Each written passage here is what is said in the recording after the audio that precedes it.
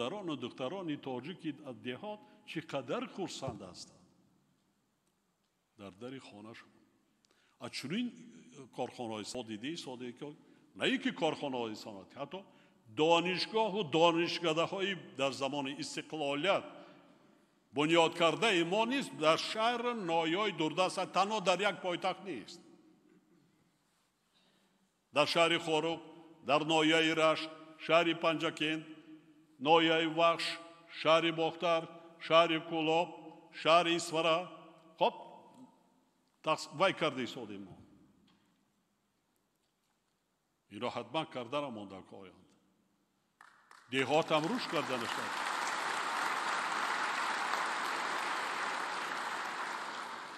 این گونه انشاءات ها بس بلند برداشتن سطح معرفتناکی مردم بسیار کمک اولی درجه میرسد.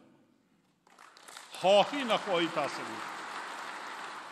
درگیر در اطراف خودی همون محل نهایت تاثیر میرساند، تاثیر مشبیه.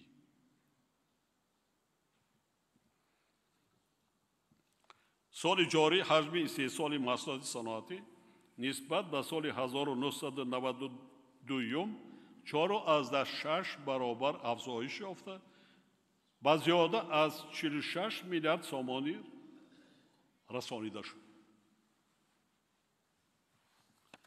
تنها در 7 سال اخیر این نشان دهنده 2.4 برابر زیاد گردیده است. با وجود این در روند صنعت‌وکلانی با صورت کشور یک قطار مسائل حل طلب از قبیل فرسوده شوی تجهیزات، سطح پستی رقابتناکی محصولات و گوناگون سمتی آن، نارسایی مبلغ‌های گردان کارخانه‌ها و کادرهای بلندساز وجود دارد. همچنین تاکید می‌نمایم که سال جاری صادرات محصولات صنعتی تمایلی کاهش‌یابی پیدا کرده است. سال 2022 صادرات محصولات صاحب به 22.8 میلیارد سومانی رسیده بود، ولی در سال 2023 این نشان دهنده همگی 18.5 میلیارد سومانی را تشکیل کرده 19% کم گردیده است. از این رو حکومت مملکت، وزارت صنعت و تکنولوژی نو و مقامات اجرایی محلی و حاکمیت دولتی را ضرور است که افزایش نظررس حجم کارکرد و محصولات به صادرات نگرانیده شده، بلند برداشتن رقابتناکی و گوناگون سمتی استحصالات، جایگیر کنانی ثمرناک اقتدارهای استحصالی و تأسیس مجموعه‌های صنعتی را تامین نماید. وزارت صنعت و تکنولوژی نو یکجا با رئیسان ولایت‌ها و شهر نایه‌های مملکت بر رشد صنعت سبک، خوراکواری، هنرهای مردمی به این وسیله برآمدن کارکرد پوره اشیاء خام وطنی و با جایهای کاری تامین نمودن اهالی کشور، خصوصاً جوانان و بانوان اعتباری مخصوص دهند. وابسته به مسائل ذکر گردیده حکومت مملکت وظیفه دار است که دایر به تکمیل نظام آماده نمودن متخصصان برای بخش واقعی اقتصادیات با در نظر داشت افضلیت‌های ساحوی، تأسیس مجموعه‌های صنعتی، اگرصنعتی و خدمت‌رسانی تدبیرهای مشخص را راه اندازی نماید. طوری که هموطنان عزیز ما مشاهده می‌کنند سالهای اخیر تغییریابی اقلیم در مقیاس سیاره به مشکلی اولی درجه تبدیل یافته، تاجیکستان را نیز تحت تأثیر منفی خود قرار داده است. در کشور ما هر سال آفت‌های طبیعی از جمله خشکسالی، آمدن سیل، فرآمدن ترمه و یارش به اهالی و اقتصاد ملی ضرر زیاد می‌رسانند. بنابراین با مقصد استحصال انرژی سبز، رشد اقتصادی سبز و پس کردن پرتو گازهای گلخانه‌ای ضرور است که در سمت سرمایه‌گذاری دولتی و رقمی کنانی حفظ محیط زیست тадбирҳои иловагӣ амалӣ карда шавад. дар робита ба ин саридораи геология бо истифода аз натиҷаҳои ба даст омадаи муҳандисиву геологӣ ва бо нишон додани минтақаҳое ки зери таъсири омилҳои хатарноки табиӣ қарор доранд, атласи равандҳои экзогениву геологии кишварро таҳия ва ба ҳукумати мамлакат пешниҳод намояд. инчунин ба ҳукумати мамлакат ва саридораи геология супориш дода мешавад ки фаъолиятро доир ба баландбардоштани сатҳу сифати омӯзиш, ҷустуҷӯ, иктишоф ва барои истифодаи саноатӣ омода намудани конҳои кандариҳои фоиданок вусъат бахшанд. барои омӯзиш ман пешниҳод мекунам ки бо ҷалби мутахассисони кишварҳои хориҷӣ дар ин самт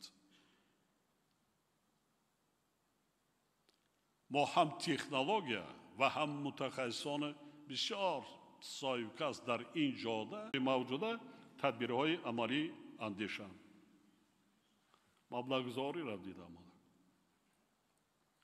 ки мутахассисҳои беҳтарин корро партофта нараванд, баръакс ҷалб карда намонанд. бояд гуфт ки солҳои охир рушди бомароми соҳаи энергетика ба раванди саноатикунонӣ бо сурати кишвар заминаи мусоид фароҳам оварда истодааст. умуман дар замони соҳибистиқлолӣ аз ҷониби ҳукумати мамлакат барои навсозӣ яъне таъмиру таҷдиди низоми энергетикии кишвар 85.7 миллиард сомонӣ равона карда шудааст.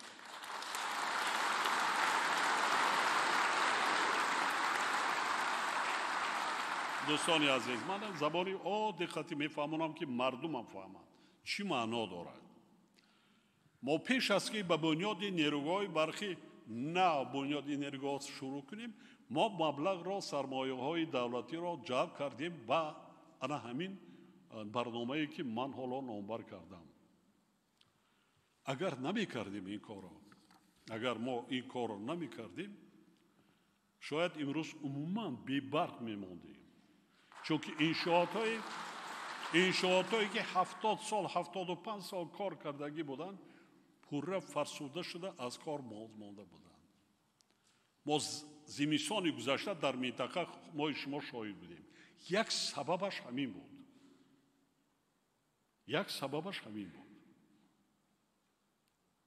8.5 миллиард қашим 9 миллиард доллар мо барои таҷдиду аз навсозӣ равон кардем. то хатҳои барқи 110 киловатт 110 киловатт чи байни дохили деҳаҳои маҳаллу онишин 34-ро иваз кардем. хатҳои барқам пурра ҳам 500 киловатт аз боло то ҳам трансформатор стансияҳои барқи тақсимкунанда дигар пурра аз нав карда шуд.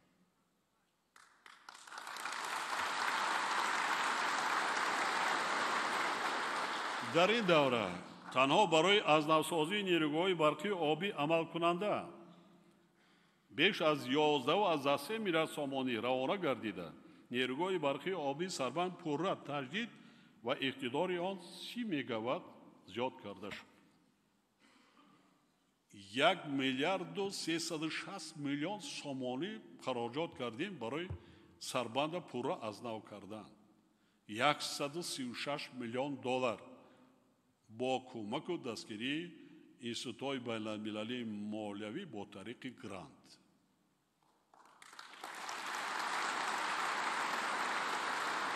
бо 40-50 соли дигар нерӯҳои барқи обии сарбанд кору фаъолияти худро пурра ҳама пурра аз нав шуд. инчунин ҳоло таҷдиди нерӯҳои норак ва ғайриоқум бо маром идома дошта баъди ба анҷом расидани корҳо иқтидори онҳо дар маҷмӯъ 423 мегаватт афзоиш меёбад. қариб 1.1. нуқтаи муҳим ин аст ки нерӯҳои зикршуда баъди азнавсозӣ ба мардуми Тоҷикистон боз 10 солҳои дигар хизмат хоҳанд кард. ҳукумати мамлакат бо дар назар дошти фаровонии захираҳои гидроэнергетикӣ, иқтидори бузурги истеҳсоли энергияи сабз ва содироти он дар ҷодаи ноил гардидан ба ҳадафи стратегияи худ расидан ба истиқлоли энергетикӣ қадамҳои устувор гузошта истодааст.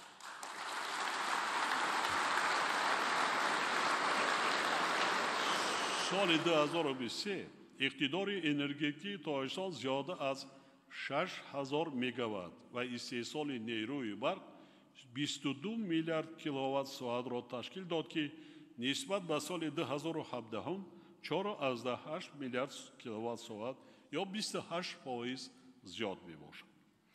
бо мақсади расидан ба ҳадафҳои гузошташуда зарур аст, ки дар солҳои оянда аз ҷониби ҳукумати мамлакат, вазорати энергетика ва захираҳои об ва дигар сохтору мақомоти марбута тадбирҳои зерин амалӣ карда шаванд. якум, бунёди нерӯгоҳҳои барқии обӣ Роғун, Себзор ва таҷдиди нерӯгоҳҳои амалкунандаро бо маром идома дода, корҳо дар самти дарёфти маблағзории иқтидорҳои нави тавлиди энергияи сабз ва ба 10,000 мегаватт расонидани иқтидорҳои энергетикии кишвар вусъат дода шаванд. дуюм, барои беҳтар кардани таъминоти аҳолии кишвар бо барқ ва рушди соҳаи истихроҷи маъдан ва саноати металлургия, суръати корҳои асоснокунии техникӣ ва лоиҳакашии нерӯгоҳои барқии обӣ Шуроб бо иқтидори 1000 мегаватт дар дарёи Вахш, ин аз Роғун поёнтар байни нерӯгоҳи Норак ва Роғун. Санобод бо иқтидори то 500 мегаватт дар 3 марҳала дар дарёи Панҷ, қисмати ноҳияи Рӯшон ва Часим, дар дарёи Ғунди ноҳияи Шуғнон бо иқтидори 14 мегаватт бо дар назардошти бунёди хатти интиқоли барқ ва дигар инфраструктураи зарурии интиқол ва тақсимоти барқ тезонида шуд. сеюм, дар робита ба амалисозии лоиҳаҳои сохтмони хатти интиқоли барқи Касаҳазор ва аз навпайвастшавӣ ба низоми энергияи Осиёи Марказӣ барои дар 7 соли оянда то 10 миллиард киловатт соат афзоиш додани содироти нерӯи барқ тадбирҳои таъхирнопазир андешида шуд. чорум, ҷиҳати кам кардани талафоти нерӯи барқ, проблемаи рақами 1 дар ҳисоб ва ноил гардидан ба нишондиҳандаи назиёда аз 9% талафот, татбиқи саривақтӣ ва босифати лоиҳаҳои сармоягузории давлатӣ дар ин самт таъмин гардида, ҷалби сармояи ватаниву хориҷӣ ва истифодаи механизми шарикии давлат ва бахши хусусӣ барои ҳалли ин масъала дар шаҳру ноҳияҳои кишвар вусъат бахшида шавад.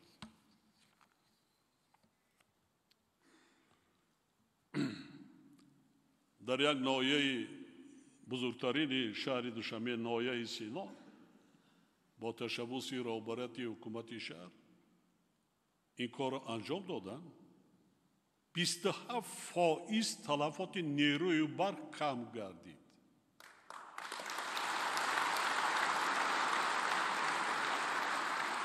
%8 талафот.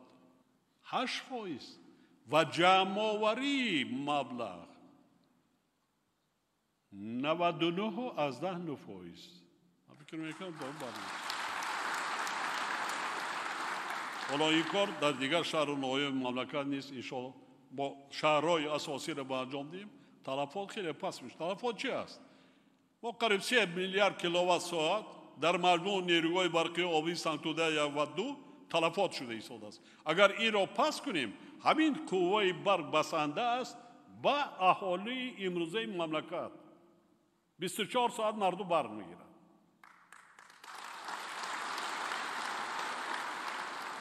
панҷум, бо мақсади расидан ба ҳадафҳои стратегияи рушди иқтисоди сабз, ҷиҳати бунёди нерӯгоҳои барқӣ аз ҳисоби манбаъҳои барқароршавандаи энергия ва то соли 2030 ба ҳаҷми накам аз 1000 мегаватт رسانیدن اقتدارهای آلترناتیوی استحصال انرژی سبز، یعنی با استفاده ذخیره‌های آفتابی و بادی تدبیرهای عملی اندیشیده شوند.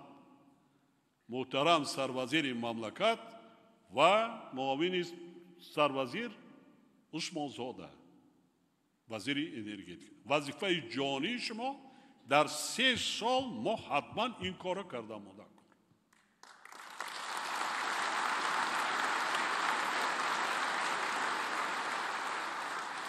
یعنی کمابی خشسالی بینه 3 ماه است بارشات نیست. اگر تو در تابستان آب نشود چیکار میکنیم؟ نیروگاه‌های ما به آب کار کرده میتواند؟ نه. ما اقتدارهای آلترناتیوی نیز داشته باشیم.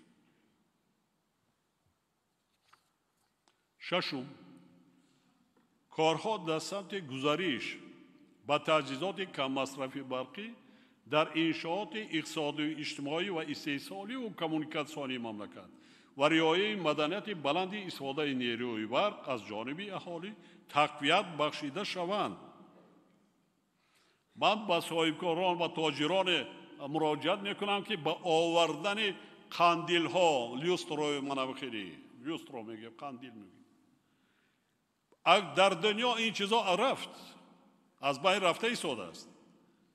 در بازارها کسی نبگیرد، نرخش بزد پایان شده ولی که نیست. در دنیا برق به نوعیت قیمت شده ایستاده است. استحصالش که قریب با در نظر داشت رشد انرژی سبز نه هر یک عائله نه هر یک دولت حتی در مهمانخانه‌های انشاءات‌های بزرگ دنیا این خیلی قندیل‌ها استفاده نمی‌کنند. صاحبکارا تاجرای ما چی؟ اندیشه نکرده آورده فکر میکنم ما مبلغ درآمد میگیریم. نه، مردم دیگر این قندیلا رو نمیخرند.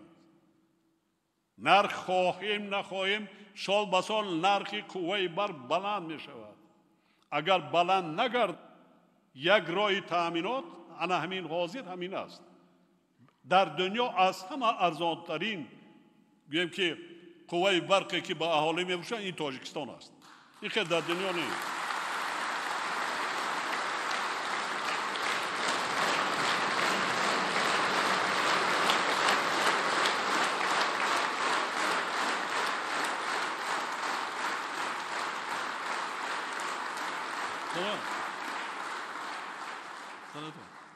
این باعث افتخار هم است. لیکن از لحاظ شرکت برق تاجیک بانکرات شده است. نیروگاه راغون دیگر نیروگاه حسابی چی میست بنیاد میکنیم؟ حسابی چی؟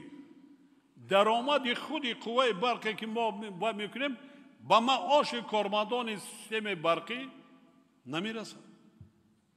با این دولتداری کرده میشه؟ نه. با مرور زمان خواهیم نخواهیم ما این نرخ قوه برق رو بلند خواهیم کرد. دیگر راه دیگر نیست.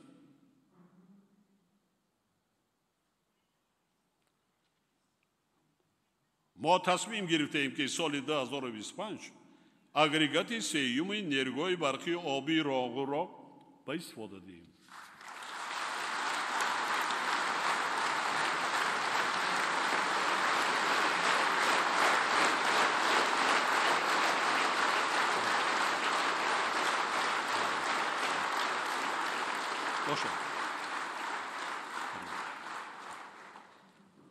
با این مقصد در سال 2023 از حساب بودجه دولتی بیش از 5 میلیارد سامانی روانه گردیده.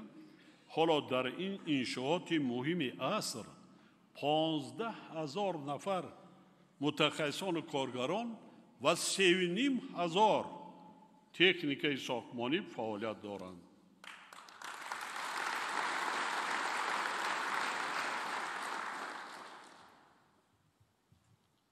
15,000 5,000 کارگر دیگر نمیرسند. میگویم جای کار نیست.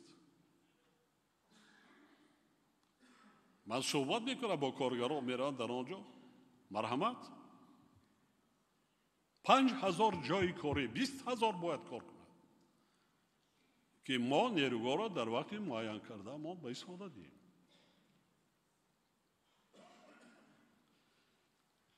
خب با عملی سازی تدبیرهای ذکر شده سال 2032 استحصال برق در کشور پوره از حساب منبعهای برقرار شونده یعنی 100% با انرژی سبز تامین گردیده، حالا 98% است. در این زمینه از روی معیارهای بین المللی تا سال 2037 پرتاب گازهای گلخانه‌ای تا حد نهایی کاهش داده می شود.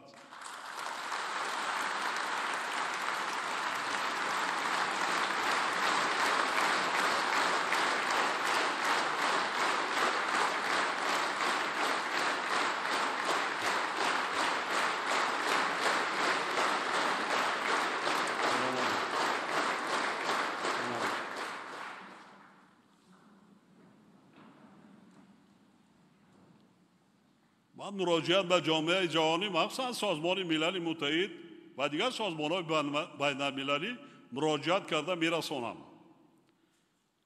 یعنی تاجیکستان همچون دولت پیشرفت جهان در سطح انکشاف اقتصادی سبز سال 2037 واقعاً به کشور سبز تبدیل می‌یابد.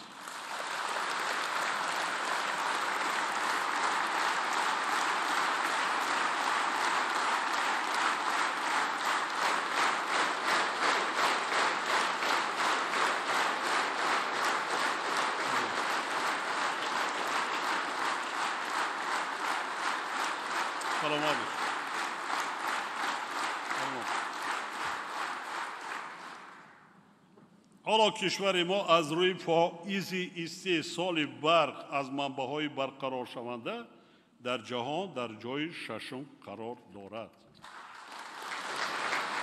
اگر ما نیروهای برقی آبی راغونه هرچه زودتر به استفاده دیم ما دیزینه بالا میشه. بسیاری دولت‌ها در کنفرانس‌های بین‌المللی من در کاپ 28 دیگر ما عهده‌دار شدن که تا سال 2050 30% کم میکنن، 40% میکنن، 50% کم میکنن، اما 100% در سال 37.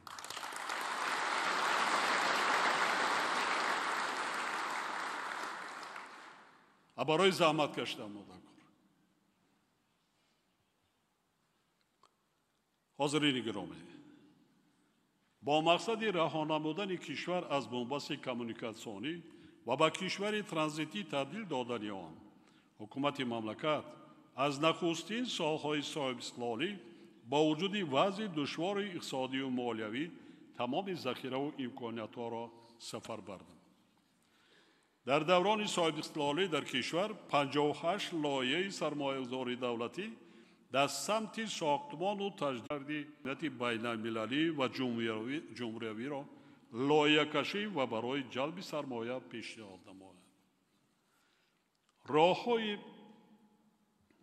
روشن تا دهه ورشز ناحیه شغنان 235 کیلومتر، از ورشز تا گذرگاه کلمک کرسو 300 کیلومتر، باختر، جلال الدین بلخی، قبادیان، شهریتوس، ایواج، سرحد جمهوری ازبکستان 170 کیلومتر، خوجند، کانیبادام 57 کیلومتر، خوجند، اشت 122 کیلومتر و بلجوان سری خاصار 58 کیلومتر از جمله همین لایحه ها می باشد.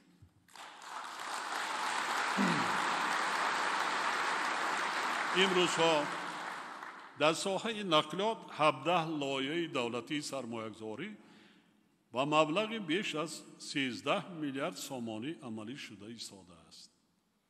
حالا لایحه‌های ساختمان و تجدید راه‌های ماشینگردی راغون، آبیگرد، نورآباد با مبلغ 3 میلیارد سامانی و بنیاد پلی کلانترین در مملکت با درازی 920 متر با مبلغ 625 میلیون سامانی در وادی رشت амалӣ шуда истодаанд.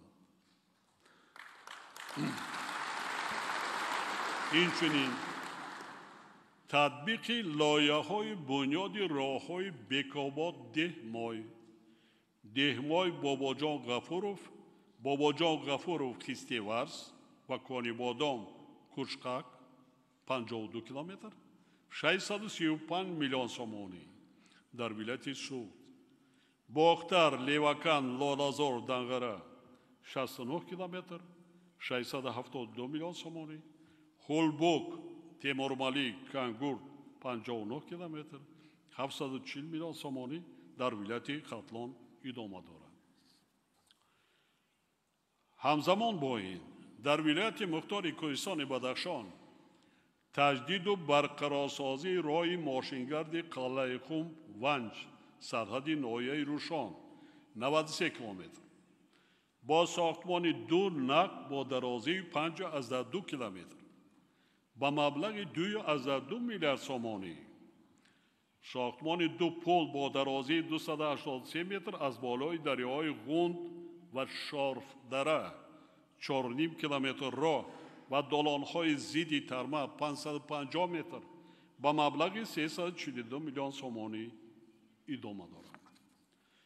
бунёди роҳҳои Гулистон Кӯлоб 35 километр 745 миллион сомонӣ, Данғара Гулистон 49 километр 1 миллиард 314 миллион сомонӣ, Гулистон Фархор 5 Дӯстӣ 137 километр марҳалаи якум 449 миллион сомонӣ ва марҳалаҳои боқимонда ба маблағи 1,1 миллиард сомонӣ дар давраи оғозшавӣ қарор доранд.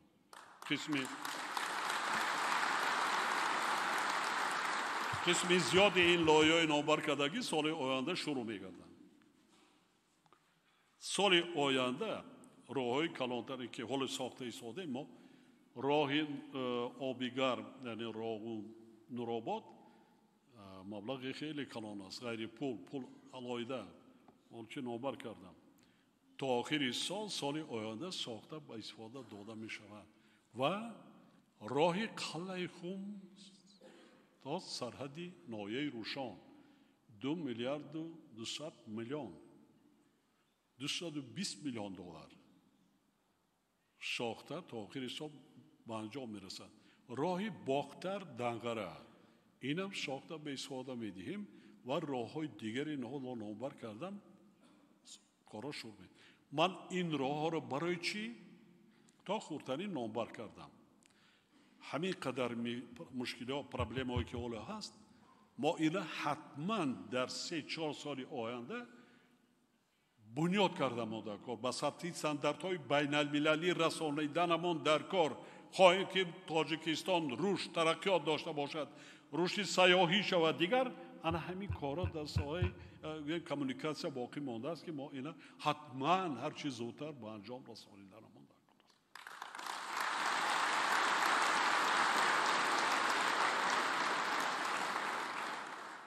албатта дар инҷа назорат кунем ки ҳама аз лиҳози дар асоси лоиҳаҳои таҳия шуда дар сатҳи баланд бо сифат мо барои худамон месозем ки 10 сола роҳҳо хизмат кунанд. дар 7 соли охир аз ҳисоби ҳамаи манбаъҳои маблағзорӣ 82 километр роҳҳо ба маблағи 2 миллиард 235 миллион сомонӣ аз навсозӣ шуданд дар шаҳри Душанбе. дар 3 соли оянда дар шаҳри Душанбе боз 40 километр роҳҳои мошингард бо 7 эстакада бо арзиши умумӣ зиёда аз 3 миллиард сомонӣ сохта ба истифода дода мешавад. танҳо дар соли 2023 дар пойтахти мамлакат 16 километр роҳҳои мошингард ва ҷумҳуриявии мамлакатро пурра ба меъёрҳои сатҳи ҷаҳонӣ мутобиқ гардонем.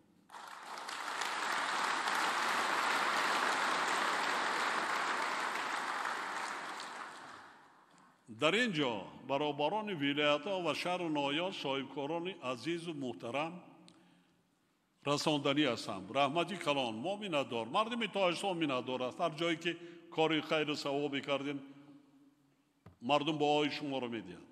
лекин ман бисёр хоҳиш мекардам ки саросима ва бесифат насозем. ба ҷои 1 километр 500 метр кунем. лекин ба стандартҳои ҷаҳонӣ бояд баробар бошад. роҳро босифат созем, равшаннамоӣ кунем, кӯчаҳоро васеъ созем. оянда дур андеша карда модако. аҳолӣ зиёд шуда истодааст. нақлиёт ҳам зиёд мешавад. бинетон тамоми аз на ин ки дар шаҳри Душанбе, дурдасттарин шаҳр ноҳияи мо раветон, дар маркази ноҳияҳо шаҳрҳо мушкилоти нақлиёт аст, тамбашавии нақлиёт аст. бо худо давлати мардуми Тоҷикистон аз ин да зиёда кунад, лекин мо ҳам дур андеша карда роҳҳомона дар маҳал, дар назар дорам деҳҳо, маҳалҳои дурдасти аҳолинишин, ҳамин чизро ба инобат гиред. 100 метр бунёд кунед, лекин босифат бошад. босифат ва васеъ кунед. фреб кардем, кира фреб мекунем? худамона фреб мекунем. ҳамон кӯча қадди пага баъди сари моҳи шумо ки мегузарад? фарзандони моҳи шумо, набирои моҳи шумо.